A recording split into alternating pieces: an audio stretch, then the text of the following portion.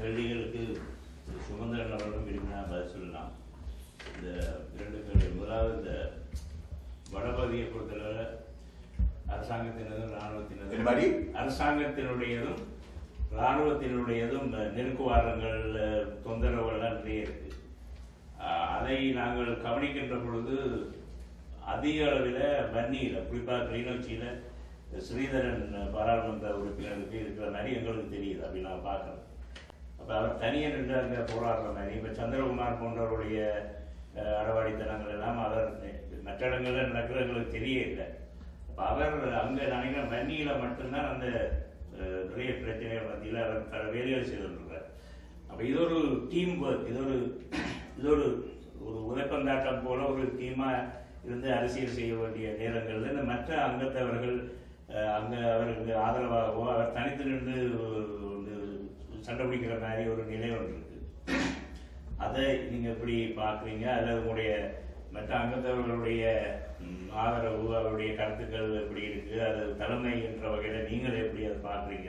2வது கேள்வி, இது ஒரு முடிவாக போய்விட்டது என்று நீங்கள் சொன்னாலும் இந்த முதலமைச்சர் வேட்பாளர் வடமாகாண சபைக்குரியது. பொதுவாகவே எங்களுடைய கருத்து என்னன்னா, இது ஒரு பிரதேச அரசியல், ரீஜனல் பாலிடிக்ஸ். மாகாண சபை என்பது ஒரு ரீஜனல், ஒரு பிராந்திய அரசியலுக்குரியது. அப்ப இதுவரை காலமும் முஸ்லீம்கள் எடுத்து பார்த்தா முஸ்லீம்களுடைய அரசியல் தோல்வி எப்படி இருந்ததுன்னா, அவை கொழும்பு தலைமைகள் தான் நிறைய வலியுறுத்தி கொண்டிருந்தது. பிராந்தியங்கள்ல கூட பிராந்திய தலைவர்கள் இருக்கல. இவ்வளவு நாளும் தமிழ் மக்களை பொறுத்தளவு இந்த பிராந்திய கொழும்பு தலைமைகள் எங்கள்கிட்ட இல்லை. கொழும்பு தலைமைகளே எங்களுக்கு இருக்கு. திருச்செல்வம் போன்றவர்கள் கொழும்புல இருந்தாலும் கூட அவைய தலைவர்களாக பிரச்சனை. ஆனால் இந்த கொழும்பு தலைமையை கொண்டு போய் நீங்க ஒரு பிராந்திய அரசியல்ல தலைமைத்துவத்தில் நிறுத்தின பொதுவாகவே உங்களோட முடிவுக்கு எல்லாரும் கட்டுப்பட்டு இருந்தாலும் அந்த கருத்துக்கள் அப்படியான கேள்விகள் இருந்து கொண்டிருக்கு. அப்ப கொழும்பு தலைமை என்ற அந்த முஸ்லீம் இனம் எவ்வாறு அதால் பாதிக்கப்பட்டதோ அந்த நிலை தமிழர்களுக்கு வருமா? மக்கள் சில நேரம் பேசாமல் இருக்கலாம், உங்களுக்கு ஒரு மரியாதைக்காக, ஒரு மதிப்பு கொடுப்பதற்காக முடிவுகளுக்கு. ஆனால் என்னுடைய பார்வையில் இதை நான் உங்கள்கிட்ட கேள்வியா வைக்கிறேன். இந்த எண்ணம் உங்களுக்கு எப்படி வந்தது? இதை பற்றி நீங்க சிந்திக்க இல்லையா?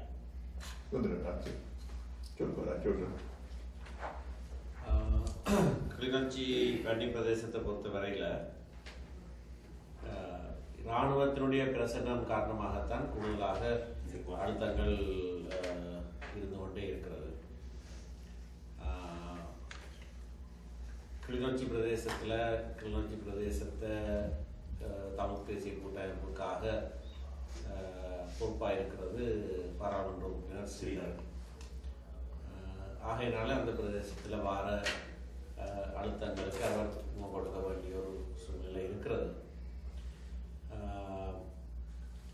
அவர் மிகவும் துடிப்பான ஆர்வமான ஒரு பாராளுமன்ற உறுப்பினர். அதன் காரணத்தினால அங்கே நடக்கிற விடயங்களை உடனுக்குடன் அவர் உரிய முறைப்படி வெளியிடங்களுக்கும் தெரியப்படுத்துகிற மாதிரியான செயற்பாடுகளை செய்கிறார். அதனால் அந்த விடயங்கள் மொழியில தெரிய வருகிறது. அவர் எதிர்நோக்குகிற பிரச்சனைகளும் எல்லாருக்கும் தெரிய வருது. மற்ற இடங்கள்லையும் இந்த அழுத்தங்கள் இருக்கிறது. யாழ்ப்பாண நாட்டிலேயும் பல இடங்கள்ல அழுத்தங்கள் இருக்கின்றன, தொடர்ச்சியாக இருக்கின்றன. தீவு பகுதியில் மிகவும் மோசமான இருக்கிறது. தேர்தலில் நாங்கள் பிரச்சார நடவடிக்கைக்காக போக முடியாத ஒரு சூழ்நிலை தொடர்ச்சியாக இருந்து கொண்டுதான் இருக்குது. இந்த விடயங்களை ஒட்டுமொத்தமாக தமிழ் தேசிய கூட்டமைப்பு எப்படியாக கையாளுகிறது என்று பார்க்கிற போது நாங்கள் ஒரு பாராளுமன்ற உறுப்பினரையோ அல்லது ஒரு குறித்த பிரதேசத்தையோ அவர்கள் பார்த்துக் கொள்ள வேண்டும் என்று சொல்லி விடவில்லை. அப்படி நாங்கள் விட போவதில்லை. இந்த எல்லா விஷயங்களையும் நாங்கள் சேர்த்துத்தான் ஒரு அணுகுமுறையை வைத்திருக்கிறோம். விசேஷமாக உள்ளூராட்சி சபைகளுக்கு தேர்தல்கள் நடைபெற்று அதில் அங்கத்தவர்கள் தெரிவு செய்யப்பட்ட பிறகு அந்தந்த பிரதேசங்களில் இருக்கிற பாராளுமன்ற உறுப்பினர்களுக்கு ஓரளவுக்காவது இப்பொழுது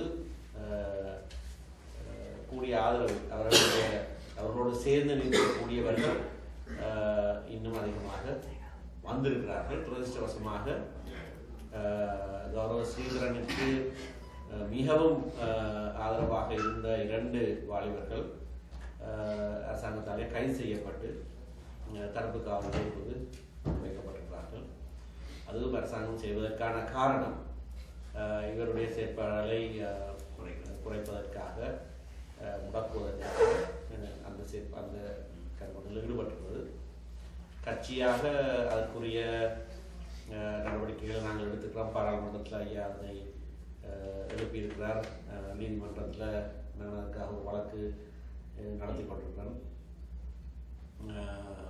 பல இடங்களில் மரண சித்துறைகள் அதெல்லாம் ஏற்பட்டிருக்கிறது. அந்த விடயங்களை சபாநாயகர் மூலமாகவும் வேறு விதங்களாகவும் கட்சி தலைமையாக அந்த விடயங்கள் எடுக்கப்பட்டு கொண்டுதான் இருக்கின்றன. முதலமைச்சர் வேட்பாளர் சம்பந்தமாக இறுதியாக எடுக்கப்பட்ட முடிவு ஏகமனதாக எடுக்கப்பட்ட ஒரு முடிவு. அனைத்து கட்சிகளும் ஒன்றாக எடுத்த ஒரு முடிவு. ஆரம்பத்தில் நீதியரசர் விக்னேஸ்வரன் தனக்கு அரசியலுக்குள்ள வருவதற்கு தயக்கமாக இருக்கிறது என்று சொன்ன காரணத்தினால அவரை ஊக்குவித்து அவருடைய மனதை மாற்றும் நடவடிக்கையில் சிலர் ஈடுபட்டிருந்தாலும் கூட அவர் வரமாட்டார் என்ற தீர்மானத்தை பலர் கொண்டிருந்த காரணத்தினால வேறு விதமாக சிந்தித்து வேறு தீர்மானங்கள் எடுக்கப்பட்டிருந்தன. ஆனால் இறுதியிலே அவர் கூட்டமைப்பில் இருக்கிற 5 கட்சிகளும் ஒன்றாக தன்னிடத்திலே கேட்டுக்கொண்டால் தான் அதனை சாதகமாக பரிசீலிப்பேன் என்று சொன்னதற்கு பிறகு நாங்கள் பரிசீலித்து இன்றைய சூழ்நிலையிலே இலங்கையிலே மட்டுமல்ல, இலங்கைக்கு வெளியேயும் கூட எல்லா மக்கள் மத்தியிலேயும் சிறந்த ஒரு உயர்நீதிமன்ற நீதியரசராக விளங்கினார் என்ற பெருமையை கொண்டிருக்கிறவர். பலராலே சுயாதீனமாக செயல்பட்டவர் என்ற புகழை பெற்றவர். இந்த சட்ட திட்டங்களை நன்றாக அறிந்திருக்கிற ஒருவர். தன்னுடைய 10 வருடங்களுக்கு முன்னர் அவர் இளைப்பாறி இருந்தாலும் கூட சமூகத்திலே தன்னுடைய தொண்டுகளை தொடர்ச்சியாக நடத்தி கொண்டிருக்கிறவர். விசேஷமாக எங்களுடைய அரசியல் பிரச்சனை சம்பந்தமாக அடிக்கடி கட்சிக்கு வெளியாலே இருந்து மக்களுடைய ஒரு பொது எண்ணப்பாட்டை, மக்களை வழிநடத்துகிற சிந்தனைகளை தொடர்ச்சியாக வெளிப்படுத்திக் கொண்டிருந்த ஒருவர். ஆகையினாலே தான் இன்றைய காலகட்டத்திலே இது மிகவும் முக்கியமான ஒரு தெரிவாக இருக்க வேண்டும் என்று நாங்கள் நினைத்திருந்தோம். இது வெறுமனே ஒரு பிராந்திய அரசியலாக நாங்கள் கருதவில்லை. வடமாகாண சபைக்கு வந்திருக்கின்ற தேர்தலானது வெறுமனே ஒரு மாகாணத்துக்குரிய விடயமாக நாங்கள் கருதியிருந்தால் இளைப்பாறிய உயர்நீதிமன்ற நீதியரசரை நாங்கள் கேட்டிருக்க மாட்டோம். ஆனால் இன்றைக்கு இந்த சூழ்நிலையில், இன்றைக்கு இருக்கின்ற ஒரு சரித்திர சூழ்நிலையிலே ஒரு திருப்பு முனையாக இந்த வடமாகாண சபை தேர்தல் அமையும் என்கின்ற எதிர்பார்ப்பு இடத்திலே இருக்கிறது.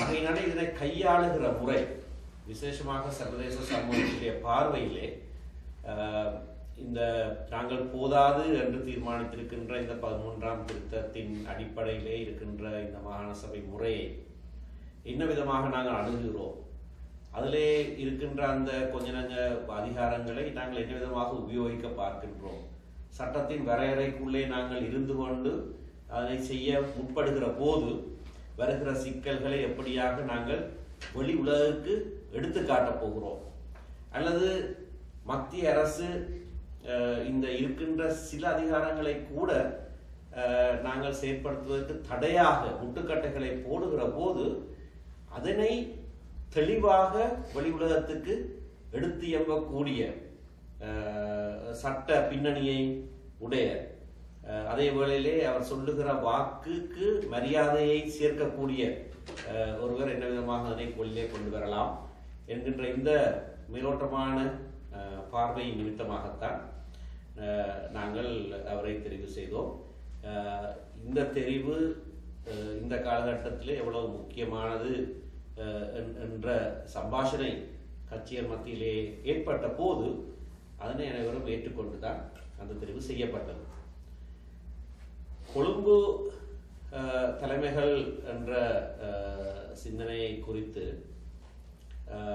திரு விக்னேசன் அவர்கள் யாழ்ப்பாணத்தை புறப்படமாக கொண்டவர். அவர் பிறந்தது கொழும்புலையாக இருந்தாலும் அவருக்கு சொந்த வீடு, காணி, பூமி எல்லாம் யாழ்ப்பாணத்திலே இருக்கின்றது. தன்னுடைய சேவை காலத்திலே பல வருடங்களாக, பல தசாப்தங்களாக நீதவானாக, மாவட்ட நீதிபதியாக, மேல் நீதிமன்ற நீதிபதியாக வடக்கு கிழக்கிலே பல பாகங்களிலே பணியாற்றிய ஒருவர்.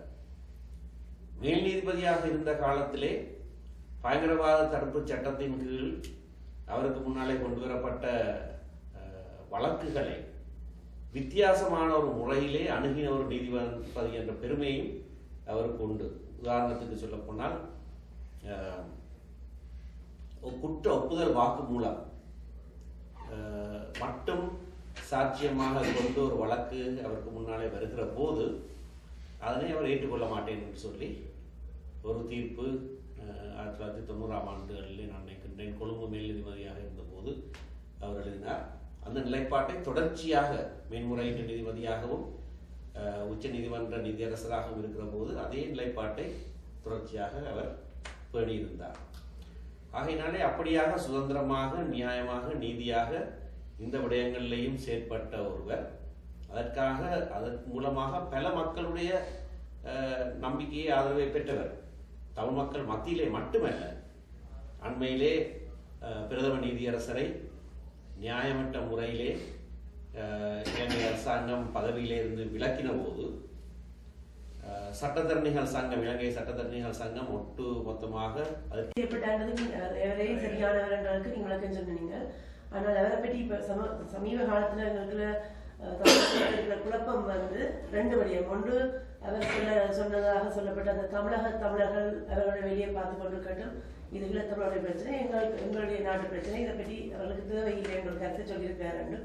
அடுத்தது வந்து மஹிந்த ராஜபக்ஷ பக்கத்தால, ஜனாதிபதி பக்கத்தால எங்களுக்கு வந்திருக்க அவருடைய ஒரு கூட்டில் அவர் சொல்லியிருக்கார், இந்த விக்னேஸ்வரனை தெரிவு செய்தது வந்து எங்களுக்கு நல்லதாகத்தான் முடியுமே ஒழிய இது ஒரு தவறானதல்ல என்ற. அதே போல அவருடைய மற்ற ஊடகங்கள் அதை வந்து கொண்டு வர்றது வந்து இவர் வந்து கூடுதலாக வடகிழக்கில் வாழ்ந்தவரல்ல, தென்னிலங்கையில் மற்ற இனங்களோடு வாழ்ந்தவர், அதிகமாக சிங்கள மக்களோடு கூடி வாழ்ந்தவர். எனவே அவருடைய முடிவுகள் எல்லாமே கூடுதலாக தமிழ் மக்களுக்கு எதிராகவும் ஒரு தமிழ் மக்களுடைய சுயாட்சியோ அல்லது அவர்களுடைய உரிமைகளை மதிக்காததாகவும் இருக்கும் என்று அப்படி ஒரு கருத்து ஒன்று தமிழ் மக்களுக்குள்ள ஒரு விசனமாக அவரை பற்றி வளர்ந்து கொண்டு வருது. இதை பற்றி நீங்க என்ன சொல்ல வருது? நான் சுருக்கமாக பேசுவேன். முதலாவது இந்த கிளிநொச்சி விடயம் சம்பந்தமாக ஸ்ரீதரனை பற்றி நீங்கள் ஒரு கேள்விகள் சொன்னீர்கள். ஸ்ரீதரன் யாழ்ப்பாணத்து மாவட்ட பாராளுமன்ற உறுப்பினர். ஆனால் அவர் தெரிவு செய்யப்பட்டது கிளிநொச்சி மாவட்டத்தினுடைய கர்மங்களை கவனித்துக் கொள்ளும்படியாகத்தான். அவர் உற்சாகமாக கிளிநொச்சியில் செயல்படுகிறார். அவர் ஒரு இளமால். கிளிநொச்சி ஒரு பிரச்சனைக்குரிய மாவட்டம், யுத்தத்தால் மிகவும் பாதிக்கப்பட்ட மாவட்டம். அப்படியால் அவர் அந்த தொகுதியில் பாராளுமன்ற உறுப்பினராக கலந்து முடிவது பொருத்தமான ஒரு விடயம், அதை அவர் பார்க்க முடியாது. ஆனால் அடிக்கடி எமது மூத்த பாராளுமன்ற உறுப்பினர் மாவட்ட நடராஜா அங்கு அடிக்கடி சேர்க்கின்றார். சுமந்திரன் அடிக்கடி சேர்க்கின்றார். எமது இன்னொரு பாராளுமன்ற உறுப்பினர் சரவண பவன் அங்கே அடிக்கடி சேர்க்கின்றார். வன்னியில் ஏனைய மாவட்டங்களில் நமது தமிழ் தேசிய கூட்டமைப்பு பாராளுமன்ற உறுப்பினர்கள் செயல்பட்டுக் கொண்டிருக்கின்றார்கள். அவர் தனித்து செயல்படுகிறார் அல்லது அவரை தனித்து எல்லாரும் பெற்று விட்டார்கள் என்று கூறுவது அதிகம் பொருத்தமாக இருக்கும் என்று நான் நினைக்கவில்லை. என்றால் அவருடைய அலுவலகம் அங்கே இருக்கின்றது. அவர் அங்கே கூடுதலாக பாதிக்கின்றார். அந்த மாவட்டத்து பாராளுமன்ற உறுப்பினர் என்ற வகையில் அந்த பிரச்சனையை நோக்க வேண்டிய கடமை அவருக்கு இருக்கின்றது. நான் ஒரு இளம் பாராளுமன்ற உறுப்பினர் அறிந்த பொழுதும் திருவோணமலையிலே என்னோட வேற எந்த பாராளுமன்றம் இருக்கவில்லை. நான் தான் தனியாக முழு விஷயங்களையும் கையாளலாம். என்ன விதமான பிரச்சனை இருந்தாலும் அதை நான் தான் கையாள வேண்டிய எல்லாமே இருந்தது. அப்படியால் அவருக்கு உதவி இருக்கின்றது. எல்லாரும் உதவி செய்வார்கள். கிளிநொச்சி மக்களுடைய கடமைகளை கவனிக்க வேண்டிய கட்டாய கடமை நமக்கு இருக்கின்றது. இரண்டாவது விடயம் நீங்கள் கூறியது விக்னேஸ்வரனை நாங்கள் கொழும்பிலிருந்து இறக்குமதி செய்திருப்பதாக கொஞ்சம் கொள்வோம் போடவும். இது முஸ்லிம் தலைவர்கள் தான் அதிகமாக வந்தார்கள். அதே விதமாக இவரும் வந்திருக்கிறார்கள் என்ற அடிப்படையில் அதுக்கு அமைந்த போல் எழுதப்பட்டது. இறக்குமதி செய்யப்பட்ட முஸ்லிம் தலைவர்கள் கொழும்பிலிருந்து அவர்கள் ஒரு பெரும்பான்மை கட்சியை சார்ந்தவராக இருந்தார்கள். ஆறாக இருந்தாலும் சரி, அவர்கள் பெரும்பான்மை கட்சியை சார்ந்தவர்களாக இருந்தார்கள். அந்த கட்சியின் சார்பில் அங்கே வந்து போட்டியிட்டார்கள். விக்னேஸ்வரனை பொறுத்தவரையில் விக்னேஸ்வரன் ஒரு கட்சியை சார்ந்திருக்கவில்லை. நாங்கள் அறிந்த வகையில் விக்னேஸ்வரன் ஒரு நீதிபதியாக இருந்தவர். இடைப்பாறிய பிறகு நீதிபதியாக இருந்த பொழுது மிகவும் சுதந்திரமாக, மிகவும் நேர்மையாக, மிகவும் துணிவாக எல்லோருடைய மதிப்பையும் பெற்று கடமை புரிந்தவர். இடைப்பாறிய பிறகு எங்களுடைய கடமைகள் சம்பந்தமாக அக்கறையாக இருந்தவர். என்ன நடைபெறுகின்றது, என்ன விதமாக செயல்படுகின்றீர்கள், என்ன விதமாக கர்மங்களை கையாளுகின்றீர்கள் என்பதை பற்றி எங்களுடன் பேசி பகிரங்கமாக ஒரு அரசியல்வாதியாக செயல்படாவிட்டாலும் கூட அந்த கர்மத்தில் அக்கறை உள்ளவராக இருந்தவர். அவரையும் முஸ்லிம் தலைவர் இறக்குமதி செய்வதையும் ஒப்பிட்டு பார்க்க முடியாது. தமிழக மக்களுக்கு அது இடையில கன வித்தியாசம் இருக்கின்றது. மற்றது தந்தை செல்வா அவரது தலைவராக தெரிவு செய்யப்பட்ட பொழுது தந்தை செல்வா அவருடைய சட்டத்தன்மையாக கொள்கையில்லாத கடமை புரிந்தவர். அவர் தெல்லிப்படியை சேர்ந்தவர், இவர் மானிப்பையை சேர்ந்தவர். தந்தை செல்வாவும் ஒரு சட்டத்தன்மையாக கொள்கைதான் கடமை புரிந்தவர். அவருடைய பிறப்பிடம் தெல்லிப்படை, பிறந்தது மலேசியாவில். அவருடைய பிறப்பிடம் தெல்லிப்படை, உரிமை பரம்பரையிடம் தெல்லிப்படை. மறுபடியும் நாங்கள் மற்ற காரணம் இந்த பிராந்திய ரீதியாக நீங்கள் பேசுங்கள். அதை நாங்கள் இந்த தீர்வு நாங்கள் அதிகமாக பார்க்கவில்லை.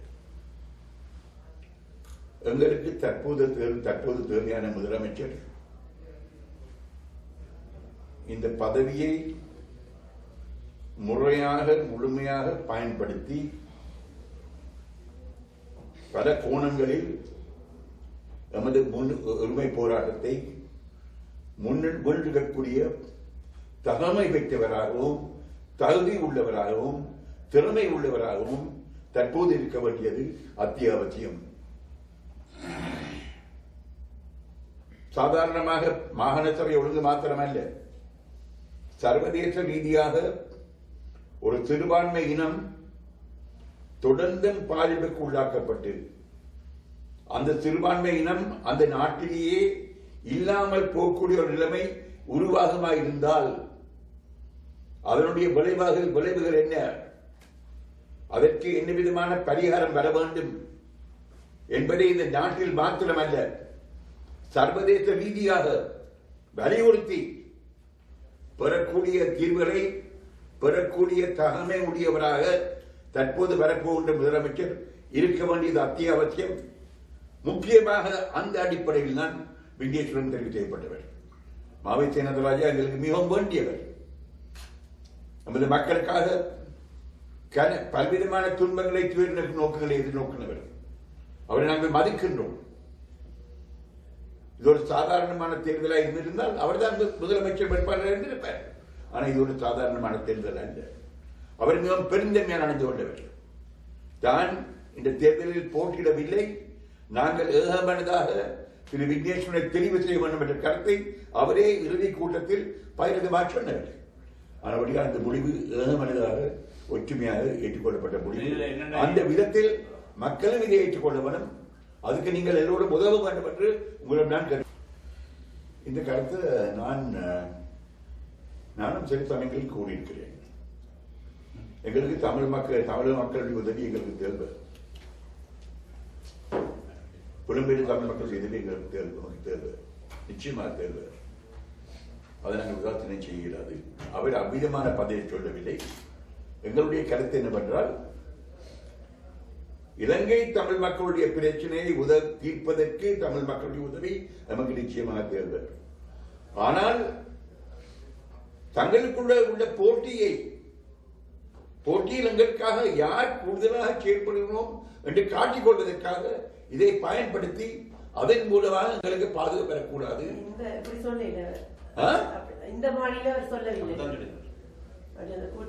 அவருடைய விளக்கம் அதுதான்.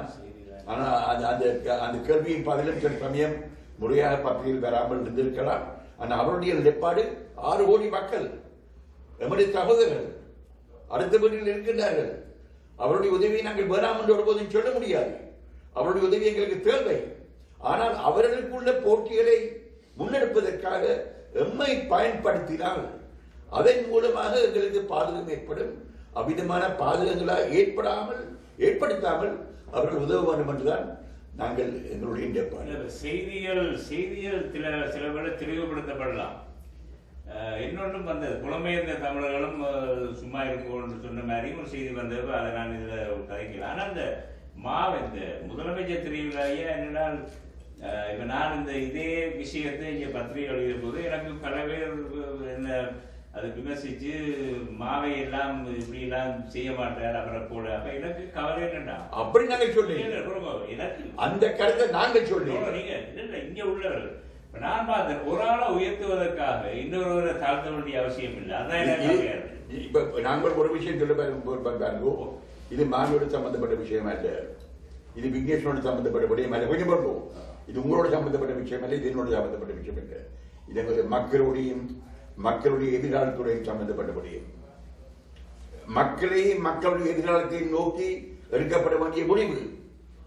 அந்த முடிவு சரியான முடிவா இல்லையா என்பதுதான் கேள்வி. மாவியோ விக்னேஸ்வரோட என்ற கேள்வியா இல்லை. மக்களுடைய நன்மை கருதி எடுக்கப்பட்ட முடிவு எங்களுக்கு என்ன தேவை? எங்களுடைய மக்களுக்கு ஒரு தீர்வு தேவை, எங்களுடைய மக்களுக்கு ஒரு நிரந்தரமான நிம்மதி தேவை. அதை கருதி நாங்கள் எடுத்த முடிவு 100% சரியான முடிவு என்பது என்னுடைய கருத்து.